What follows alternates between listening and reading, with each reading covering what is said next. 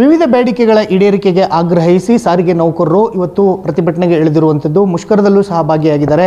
ಈ ಕುರಿತಂತೆ ಮಾತನಾಡಲಿಕ್ಕೆ ಇದೀಗ ನಮ್ಮ ಜೊತೆಗೆ ಸಾರಿಗೆ ಸಚಿವರಾಗಿರ್ತಕ್ಕಂಥ ರಾಮಲಿಂಗಾರೆಡ್ಡಿ ಅವರಿದ್ದಾರೆ. ಅವ್ರನ್ನೂ ಸಹ ಮಾತಾಡಿಸ್ತೀನಿ. ಸರ್, ನೌಕರರೆಲ್ಲರೂ ಮುಷ್ಕರಕ್ಕೆ ಇಳಿದಿದ್ದಾರೆ, ಏನು ಹೇಳ್ತೀರಿ?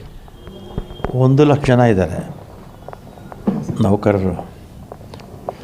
ಇಲ್ಲಿ ಬೆಂಗಳೂರು ಚಲೋ ಅಂತ ಕೆಲವರು ಸಂಘಟನೆಯವರೆಲ್ಲ ಬಂದಿದ್ದಾರೆ. ಆಮೇಲೆ 2020ರಲ್ಲಿ ಪರಿಷ್ಕರಣೆ ಆಗಬೇಕಾಯಿತು, 4 ವರ್ಷಕ್ಕೊಂದ್ಸಲಿ. 16ರಲ್ಲಾಗಿತ್ತು, 20ರಲ್ಲಿ ಆಗಬೇಕಾಯಿತು. 20ರಲ್ಲಿ BJP ಸರ್ಕಾರ ಇತ್ತು, 20ರಲ್ಲಿ ಮಾಡಲಿಲ್ಲ. 23ಕ್ಕೆ ಅವರು ಪರಿಷ್ಕರಣೆ ಮಾಡಿದ್ರು. ಪರಿಷ್ಕರಣೆ ಮಾಡಿ 27, 17, 3, 23ರಿಂದ ಜಾರಿಗೆ ಬರುತ್ತೆ ಅಂಥೇಳಿ ಆಗಿನ ಸರ್ಕಾರ 23ರಿಂದ ಪರಿಷ್ಕರಣೆ ಮಾಡಿದ್ರು. ಆ್ಯಕ್ಚುಲಾಗಿ 20ಕ್ಕೆ ಮಾಡಬೇಕಾಗಿತ್ತು.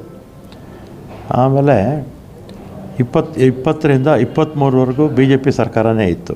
ಬೊಮ್ಮಾಯಿಯವರು 2 ವರ್ಷ ಇದ್ದರು, ಯಡಿಯೂರಪ್ಪ ಅವರು 2 ವರ್ಷ ಇದ್ದರು, 4 ವರ್ಷ ಅವರೇ ಇದ್ದಿದ್ದು. ಆ 38 ತಿಂಗಳನ್ನ ಅವ್ರು ತೀರಿಸ್ಬಿಟ್ಟು ಹೋಗ್ಬೋಗಿತ್ತಲ್ಲ. ಅವ್ರ ಸರ್ಕಾರ ಇದ್ದಾಗಲೇ ವೇತನ ಪರಿಷ್ಕರಣೆ ಆಯಿತು, 15% ಕೊಡ್ತೀವಿ ಅಂತ ಹೇಳಿದ್ರು. ತೀರಿಸಲೇ ಇಲ್ಲ, ಹಾಗೆ ಹೋಗ್ಬಿಟ್ರು. ಇವತ್ತು ವಿಜೇಂದ್ರ ಅವರು ಮಾತಾಡ್ತಾರೆ, ಅಶೋಕ್ ಅವರು ಮಾತಾಡ್ತಾರೆ. ಅವ್ರ ಸರ್ಕಾರದ್ದು ಬಿಟ್ಟೋಗಿರ್ತಕ್ಕಂಥದ್ದು. ಆಮೇಲೆ 23ರಲ್ಲಿ ವೇತನ ಪರಿಷ್ಕರಣೆ ಅಂತ ಗೆಜೆಟ್ಟು ಮಾಡಿಬಿಟ್ಟು ಹೋಗ್ಬಿಟ್ರು. ಆಮೇಲೆ ನಾವು ಅವರು ಈ ಸಂಘಟನೆಗಳವರೇನೆಂದರೆ 4 ವರ್ಷಕ್ಕೊಮ್ಮೆ ಆಗೋದು, 20ರಲ್ಲಿ ಆಗಬೇಕಾಗಿತ್ತು, ಅದು ತಪ್ಪು ಮಾಡಿದ್ದಾರೆ ಸರ್ಕಾರ ಅಂತ ಹೇಳಿದರು. ಆಮೇಲೆ ಕೂತು ಎಲ್ಲ ಚರ್ಚೆ ಮಾಡಿದ್ವಿ. ಅನೇಕ ಬಾರಿ ಚರ್ಚೆ ಮಾಡೋದಲ್ಲ, ನಿಮಗೂ ಗೊತ್ತಲ್ಲ. ಈಗ ಫೈನಲಾಗಿ ಶ್ರೀನಿವಾಸ ಮೂರ್ತಿಯವರು ಒಂದು ಕಮಿಟಿ ಕೂಡ ಮಾಡಿದರು, ಏಕ ಸದಸ್ಯ ಸಮಿತಿ ಅಂತ ಮಾಡಿದರು. ಅದನ್ನು ಬೊಮ್ಮಾಯಿಯವರು ನೇಮಕ ಮಾಡಿದರು. ಅವರು 14 ತಿಂಗಳು ಸ್ಯಾಲ್ರಿ ಇಯರ್ಸ್ ಕೊಡಿ, ಉಳಿದಿದ್ದನ್ನು ಸರ್ಕಾರದ ಅನುದಾನ ಮತ್ತು ಕಾರ್ಪೊರೇಷನ್ಸ್ನ ಹಣಕಾಸಿನ ವಹಿವಾಟು ನೋಡಿಕೊಂಡು ಕೊಡಿ ಅಂತ ಹೇಳಿದರು. ಆಮೇಲೆ ಈಗ 14 ತಿಂಗಳ ಜೊತೆಗೆ ಇನ್ನೂ 12 ತಿಂಗಳು ಸೇರಿಸಿ 26 ತಿಂಗಳು ಕೊಡೋದು ಅಂತ ಆಗಿದೆ. ಮತ್ತು BJPಯವರ ಸರ್ಕಾರದ ಆದೇಶದ ಪ್ರಕಾರ 23ಕ್ಕೆ ವೇತನ ಪರಿಷ್ಕರಣೆ ಅಂತ ಆಗಿರೋದು. ಅದು 27ಕ್ಕೆ ಹೋಗಬೇಕಾಗಿತ್ತು, 4 ವರ್ಷ ಅಂದರೆ. ಆಮೇಲೆ ನಾನೇ ಮುಖ್ಯಮಂತ್ರಿಗಳಿಗೆ ಹೇಳಿ 25ಕ್ಕೆ ಮಾಡಿಸಿದ್ದೀನಿ, 25ಕ್ಕೆ. ಸಾರಿಗೆ ಸಂಚಾರದಲ್ಲಿ ಏನಾದರೂ ವ್ಯತ್ಯಯ ಆಗಿದೆಯಾ ಅಂತ ಅವರು ಸಂಘಟನೆಗಳು ಬಸ್ಸು ನಿಲ್ಲಿಸ್ತೀವಿ ಅಂತ ಯಾವತ್ತೂ ಹೇಳಿಲ್ಲ, ಬಸ್ ನಿಲ್ಲಿಸ್ತೀವಿ ಅಂತ ಹೇಳಿರಲಿಲ್ಲ. ಬೆಂಗಳೂರು ಚಲೋ ಅಂತ ಒಂದಷ್ಟು ಜನ ಬಂದಿದ್ದಾರೆ, ಬಸ್ ನಿಲ್ಲಿಸ್ತೀವಿ ಅಂತ ಅವ್ರೇನು ಹೇಳಿರಲಿಲ್ಲ. ಇವತ್ತು ಸಂಜೆಗೆ ಡೆಡ್ಲೈನ್ ಕೊಟ್ಟಿರುವಂಥದ್ದು. ಸರ್, ನಮ್ಮ ಬೇಡಿಕೆಗಳು ಈಡೇರದೆ ಹೋದರೆ ನಾವು ಮುಂದೆ ಉಗ್ರವಾದಂಥ ಹೋರಾಟವನ್ನು ಮಾಡ್ತೀವಿ ಅಂತ ಹೇಳ್ತಾ ಇದ್ದಾರೆ. ಸಂಜೆ 4 ಗಂಟೆಗೆ ಡೆಡ್ಲೈನ್ ಕೊಟ್ಟಿರುವಂಥದ್ದು. ಈಗ ನಮ್ಮ ಸರ್ಕಾರದ ತೀರ್ಮಾನ ಇವತ್ತಾಗಿದೆ, ಬಟ್ ಅದಕ್ಕೆ ಮೇಲೆ ಇನ್ನೇನು ಮಾತಾಡಲ್ಲ. ಅಂದರೆ ಎಸ್ಮಾ ಜಾರಿ ಮಾಡುವಂಥದ್ದು ಏನಾದರೂ ಯೋಚನೆಗಳು ಇರುವಂಥದ್ದು ಇದೆಯಾ ಸರ್? ಎಸ್ಮಾ ಯಾವಾಗಲೂ ಜಾರಿಯಲ್ಲೇ ಇರುತ್ತೆ. ಎಸ್ಮಾ ನಾನು ಹಿಂದೆ 10 ವರ್ಷಕ್ಕೆ ಮುಂಚೆ ಮಿನಿಸ್ಟರ್ ಆಗಿದ್ದಾಗ ಎಸ್ಮಾ ತಂದಿದ್ದು. ಅದು ಪ್ರತಿ 6 ತಿಂಗಳಿಗೆ ರಿನ್ಯೂವಲ್ ಆಗ್ತಾ ಇರುತ್ತೆ. ಪ್ರತಿ 6 ತಿಂಗಳಿಗೆ ರಿನ್ಯೂವಲ್ ಆಗ್ತಾನೇ ಇರುತ್ತೆ, ಎಸ್ಮಾ ಜಾರಿ ಆಗ್ತಾನೇ ಇರುತ್ತೆ. ಸಾರಿಗೆ ನೌಕರರಿಗೆ ಈಗ ಅಂದರೆ ಬೆಂಗಳೂರು ಚಲೋಗೆ ಬಂದಿರೋವಂಥವ್ರಿಗೆ ಏನಾದರೂ ಮನವಿ ಮಾಡ್ಕೋತೀರಾ ಅಥವಾ ಹೇಗೆ ಅಂತ? ಈಗ ನಮ್ಮ ಕೈಯಲ್ಲಿ ಏನು ಸಾಧ್ಯ ಆಗುತ್ತೋ ಅಷ್ಟು ನಾವು ಸರ್ಕಾರ ಮಾಡೋಕ್ಕೆ ಪ್ರಯತ್ನ ಮಾಡಿದೆ. ಮತ್ತು ವೇತನ ಪರಿಷ್ಕರಣೆ ಕೂಡ 1/4/25ರಿಂದ ಅಂತ ಹೇಳಿದ್ದೀವಿ. ಎಷ್ಟು ಕೊಡಬೇಕು ಅಂತ ಸಂಘಟನೆಯವ್ರ ಜೊತೆ ಮಾತಾಡಿ ತೀರ್ಮಾನ ಮಾಡೋದು ಅಂತ ಆಪ್ಷನ್ನು ಕೊಟ್ಟಿದ್ದೀವಿ. ಅವ್ರು ಜನವರಿಯಿಂದನೇ ಆಗಬೇಕು ಅನ್ನೋದು ಸರ್, 2025 ಜನವರಿಯಿಂದನೇ ವೇತನ ಪರಿಷ್ಕರಣೆ ಆಗಬೇಕು ಅಂತ ಹೇಳ್ತಾರೆ. ಮಾತಾಡೋಣ ಬಿಡಿ, ಅವ್ರ ಹತ್ರ ನಿಮಗೆ ಗೊತ್ತು ಅವ್ರು ಮಾತಾಡೋದು.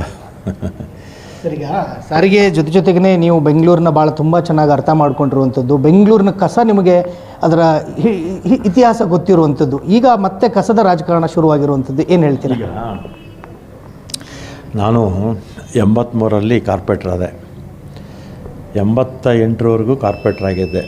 ನಮಗೆ ಕಸದ ಒಂದು ಸಮಸ್ಯೆ ಅನ್ನೋದೇ ನಮಗೆ ಗೊತ್ತಿರ್ತಿರಲಿಲ್ಲ ಆಗ. ಆಮೇಲೆ 89ರಲ್ಲಿ ಶಾಸಕನಾದೆ. ಸುಮಾರು ಒಂದು 15 ವರ್ಷಗಳ ಕಾಲ ಕಸದ್ದು ನಮಗೆ ಸಮಸ್ಯೆನೇ ಅನಿಸ್ತಿರಲಿಲ್ಲ. ಬೆಂಗಳೂರು ಕಸದಲ್ಲಿ ಸಗಣಿ, ಹುಲ್ಲು ಈ ಥರದ್ದೇ ಇರ್ತಿತ್ತು. ಈ ಪ್ಲಾಸ್ಟಿಕ್ಕು ಈ ಥರದ ಮೆಟೀರಿಯಲ್ಸ್ ಆವಾಗ ಯಾರೂ ಕೂಡ ಬಳಸ್ತಿರಲಿಲ್ಲ. ಈ ಥರ್ಮಾಕೋಲು ಎಲ್ಲ ಅನ್ವಾಂಟೆಡ್ಡೇ ಕಸ ಇವಾಗ ಆಗ್ತಾಯಿದೆ. ಒಂದು 20 ವರ್ಷಕ್ಕೆ ಮುಂಚೆ ಬೆಂಗಳೂರು ಕಸವನ್ನು ಗ್ರಾಮಾಂತರ ಪ್ರದೇಶದಲ್ಲಿ ರೈತರು ಕಾಸು ಕೊಟ್ಟು ಹಾಕ್ಸ್ಕೊಳ್ಳೋರು, ಅದು ಬಹುತೇಕ ಗೊಬ್ಬರ ಆಗಿರ್ತಿತ್ತು. ಈಗೇನಾಗಿದೆ, ಅದರಲ್ಲಿ ಗ್ಲಾಸು, ಪ್ಲಾಸ್ಟಿಕ್ಕು, ಥರ್ಮಾಕೋಲು ಈ ಥರ ಅನ್ವಾಂಟೆಡ್ ಮೆಟೀರಿಯಲ್ಸೇ ಇರುತ್ತೆ. ಅದನ್ನು ನಾವು ಕಮ್ಮಿ ಮಾಡುವಂಥ ಪ್ರಯತ್ನ ನಾವು ಮಾಡಬೇಕು. ಇಲ್ಲಾಂದರೆ ಪ್ರತಿದಿನ ಕಸ ಜಾಸ್ತಿ ಉತ್ಪಾದನೆ ಆಗ್ತಾಯಿದೆ. ಆಮೇಲೆ ಇನ್ನೊಂದು, ಇವತ್ತು ಕಸದ್ದು ಘಟಕಗಳು ಈ ಪವರ್ ಜನ್ರೇಷನ್ ಮಾಡುವಂಥದ್ದು, ನಾನು ಹಿಂದೆ ಇದ್ದಾಗಲೂ ಅನೇಕರು ಬಂದರು, ಮದ್ದಲ್ಲೂ ಬಂದರು. ಯಾಕೋ ಯಾವುದೂ ಕೂಡ ಒಂದು ಇಂಪ್ಲಿಮೆಂಟ್ ಆಗಲಿಲ್ಲ. ಕಸ ಸಮಸ್ಯೆ ನಮ್ಮ ಬೆಂಗಳೂರಂತಲ್ಲ, ದೇಶವ್ಯಾಪಿ ಎಲ್ಲ ಕಡೆ ಕೂಡ ಇದೆ. ಆದರೂ ಕೂಡ ಕಸ ವಿಲೇವಾರಿ ಅನ್ನೋದೇ ಒಂದು ದೊಡ್ಡ ಸಮಸ್ಯೆಯಾಗಿ ಇವತ್ತು ಕೂತಿದೆ. ಮತ್ತು ಇದರಲ್ಲಿ ರಾಜಕಾರಣ ಮಾಡೋಕ್ಕೆ ಹೋಗಬಾರ್ದು. ಇದಕ್ಕೆ ಒಂದು ಪರಿಹಾರ ಎಲ್ಲ ಸೇರಿ ಕಂಡ್ಕೋಬೇಕು. ಇದರಲ್ಲಿ BJP ನಾಯಕರುಗಳು ಕಸವನ್ನು ತಡೆ ಹಿಡಿತಾ ಇದ್ದಾರೆ, ಅವರು ತೆಗೆದುಕೊಳ್ತಾ ಇಲ್ಲ, ಅದಕ್ಕೇನು ಹೇಳ್ತೀರಿ ಸರ್? ಈಗ BJPಯವರು ಕೆಲವು ಕಡೆ ತಡೆದಿದ್ದಾರೆ ಅಂಥೇಳಿ ಅಲ್ಲಿ, ಯಾಕಂದರೆ ಆ ಕಸ ಹಾಕೋದ್ರಿಂದ ಅವ್ರಿಗೂ ಸ್ವಲ್ಪ ಸಮಸ್ಯೆಗಳಾಗ್ತಿರ್ಬೋದು, ನಾನು ಇಲ್ಲ ಅಂತಲ್ಲ. ಆದರೆ ಇದಕ್ಕೊಂದು ಪರಿಹಾರ ಕಂಡುಹಿಡಿಯೋವರೆಗೂ ಕೂಡ ನಾವು ಅವಕಾಶ ಕೊಡಬೇಕಾಗಿತ್ತು. ಇಲ್ಲಾಂದರೆ ಬೆಂಗಳೂರು ಕಸ ಎಲ್ಲಿ ತೊಗೊಂಡೋಗಿ ಹಾಕೋಕ್ಕಾಗುತ್ತೆ? ಆದರೆ ಬೇರೆಯವ್ರಿಗೂ ತೊಂದರೆ ಆಗಬಾರ್ದು. ನಾವು ಹಾಕೋ ಕಸದಿಂದ ಬೇರೆಯವ್ರಿಗೂ ಕೂಡ ತೊಂದರೆ ಆಗಬಾರ್ದು. ಈಗ ಹಿಂದೆ ಮಂಡೂರಲ್ಲಿ ನಾನು ಹೊಸದಾಗಿ 12 ವರ್ಷಕ್ಕೆ ಮುಂಚೆ 2013ರಲ್ಲಿ ಅಲ್ಲಿ ಸಮಸ್ಯೆ ಆಗ್ತಿತ್ತು. ನಾನೇ ಹೋಗಿ ನಿಲ್ಲಿಸ್ಬಿಟ್ಟೆ ಮಂಡೂರಲ್ಲಿ. ಈಗ ಅದಕ್ಕೇನಾದರೂ ಒಂದು ಕಸ ವಿಲೇವಾರಿಗೆ ಒಂದು ಸೂಕ್ತವಾದ ದಾರಿ ಹುಡುಕದೇ ಇದ್ದರೆ ಮುಂದಕ್ಕೆ ಇನ್ನೂ ಹೆಚ್ಚಿನ ಸಮಸ್ಯೆ ಆಗುತ್ತೆ. ಆಮೇಲೆ BJPಯವ್ರ ಕಾಲದಲ್ಲೂ ಈ ಸಮಸ್ಯೆ ಇತ್ತು, ಇಲ್ಲ ಅಂತ ಹೇಳಿದ್ರೆ ತಪ್ಪಾಗುತ್ತೆ. ಅಯ್ಯೋ, ರಾಶಿ ಕಸ ಬಿದ್ದಿತ್ತು.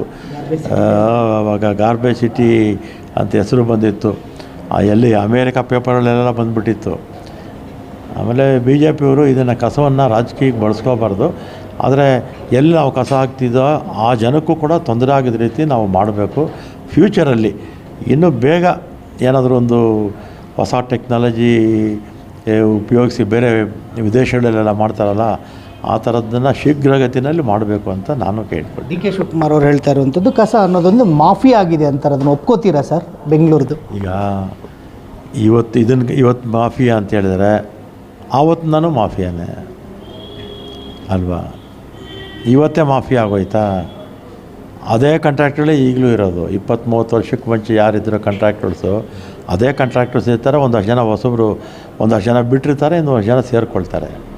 ನೀವು ಬೆಂಗಳೂರು ನಗರಾಭಿವೃದ್ಧಿ ಸಚಿವರಾದಂಥ ಸಂದರ್ಭದಲ್ಲಿ ಈಗ ಮಾಫಿಯಾನ ನಮ್ಮ ಕೈಯಲ್ಲಿ ಅಧಿಕಾರ ಇದೆಯಲ್ಲ, ನಾವು ಆ ಮಾಫಿಯಾನ ಬಲಿ ಹಾಕ್ಬೋದಲ್ಲ? ಹಾಕ್ತೀರಾ ಸರ್? ಹೇಗೆ?